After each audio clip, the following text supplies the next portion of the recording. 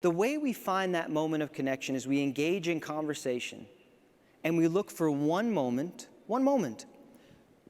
where we have a shared experience in common. Oh, you have daughters in the Girl Scouts. You have sons in the Boy Scouts. You ride a Harley. You like listening to Enya. Oh, I'm sharing too much.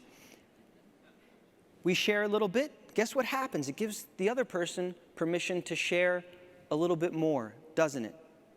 And as we do, people feel safer and safer. But the most important thing that happens when we find that the most important thing that happens is we change.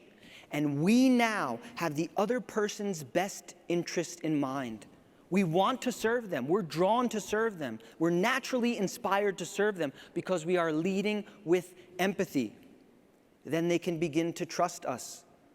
People do business with people that they trust, and people trust people they know, and people do business with people they trust. But it is critical that we do not see trust and empathy as a technique. We live in a world of influence, don't we? We want to know, the media shows us how we can influence others.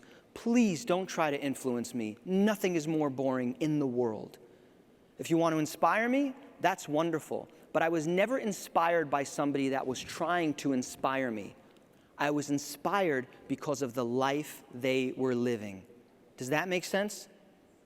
Inspiration is a side effect of inward growth. In order to truly bring inclusion and diversity into our organization, Jessica spoke about how important inclusion and diversity is.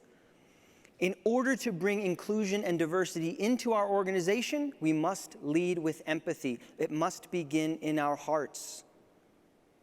I think we know intuitively how important it is to care for one another. And yes, there is an impact on the bottom line. There was a study in Fast Company by a Boston consulting group that showed that companies that truly embrace diversity and inclusion have almost 20% higher revenue. Why is that? One word: innovation. Innovation, which means changing the status quo by introducing a new idea. And the way we create innovation is by accepting, appreciating, and truly valuing people from all cultures, all walks of life, all religions, all socioeconomic backgrounds, and yes, all perspectives, because the whole is so much greater than the sum of its parts.